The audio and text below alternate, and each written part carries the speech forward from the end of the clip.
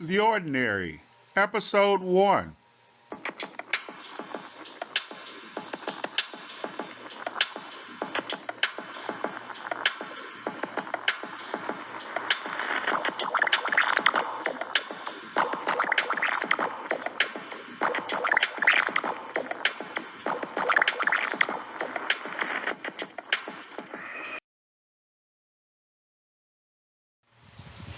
Welcome to The Ordinary, where we conduct an ordinary interview with ordinary people.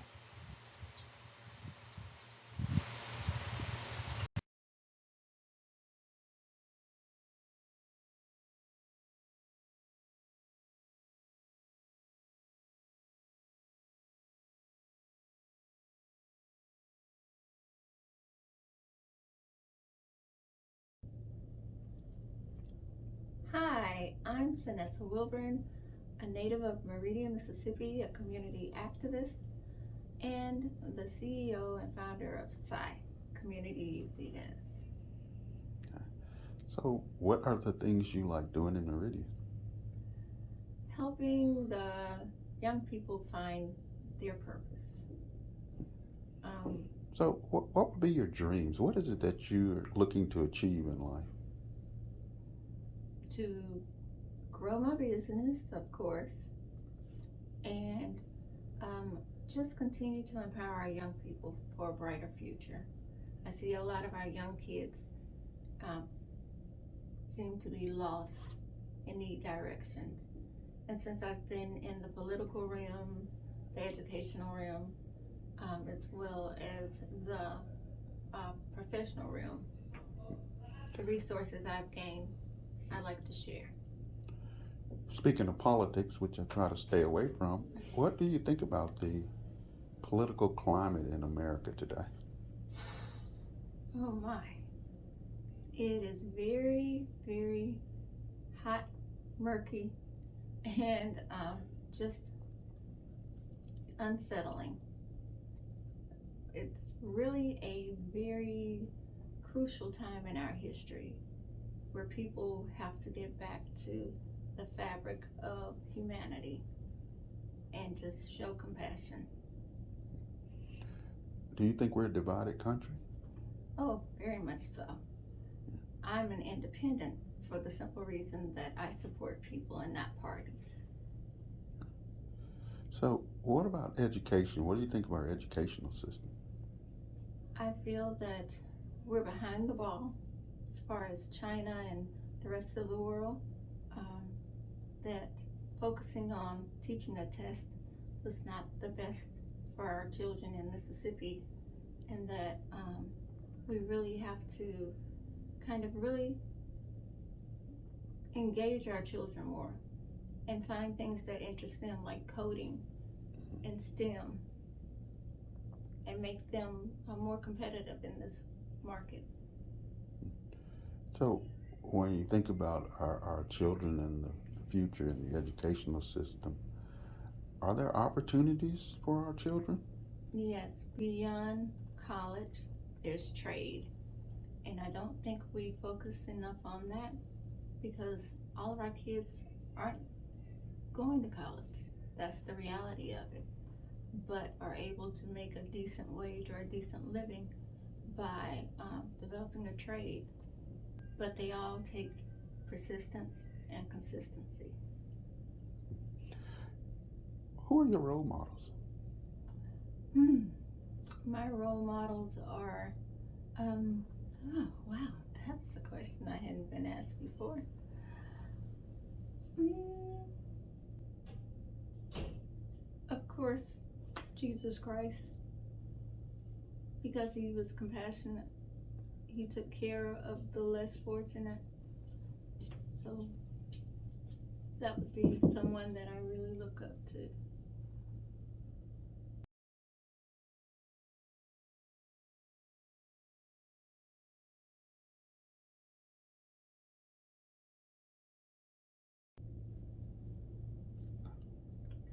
What I've noticed as far as the difference in the generations from today, um, my generation and the one before, is that this generation is very tech savvy. They definitely want everything yesterday. So, microwave is what I call it. Those individuals want success that same way.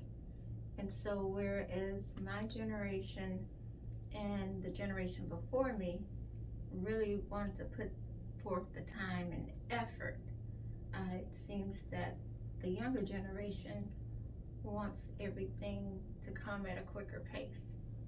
And we all know that anything worth having, you're going to have to put forth that time, that effort, and that persistence that I talked about earlier. That's in the workforce, education, and in life in general. You run a nonprofit. Tell me a little bit about that. The nonprofit Community Youth Events is an organization to provide resources to the community. I serve as a hub for the community, actually, where we invite different organizations to join us, as well as have food and fun. So it's a party with a purpose. We've also extended it to forums where it's more informative. We've held, I forgot the name of some of the events we've held. We've had Listen, I'm Talking. We've also had Your Life Matters, which was dealing with suicide and the victims. The survivors were able to speak of how important it was to have their loved ones here, and that they did play a vital role in their lives. If there was 5 things that you could magically change to make things better for the common person or the ordinary person's life, what would that be? In poverty, that is number one for me.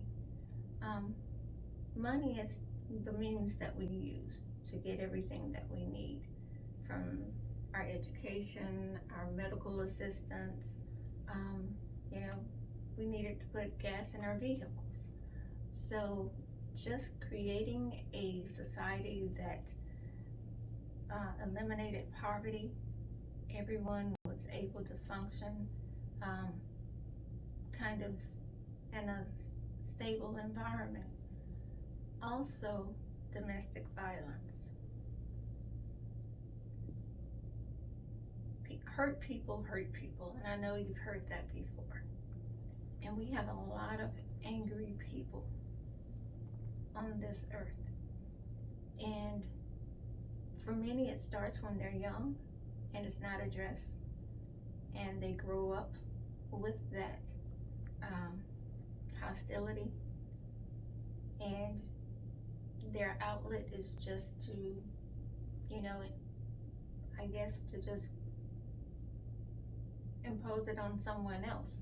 So if we could eliminate that and help individuals to have a higher self-esteem and raise a higher standard, then those are my 2 top things that I would eliminate.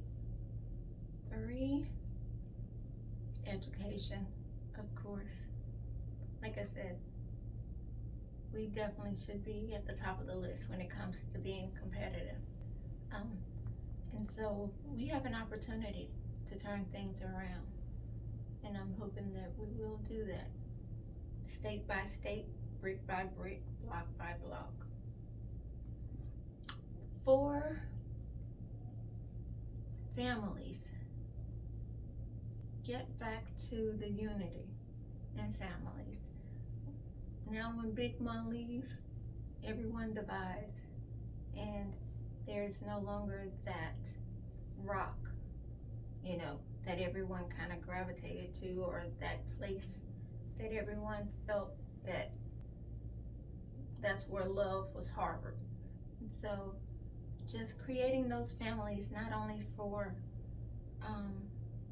your blood relatives, but creating that throughout at your work, at your particular place of business, just realizing we are still that village. 5, racial tension, equality for all. Making sure that every individual wants getting back to humanity. We all bleed red. Well, after the air hits it, or oxygen. All right, one last thing on a lighter note. What's your top 3 foods? For me, it's going to be fruit, number 1. Number 2, I like a good steak. And number 3 would be, I'm not really a sweet eater, but if I was, it'd be a strawberry shortcake with lots of whipped cream.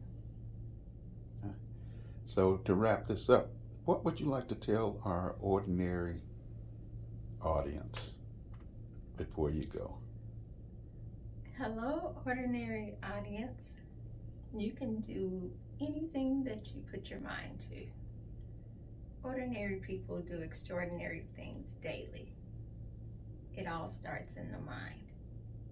So get up, get going, and make it happen. Thank you. Thank you.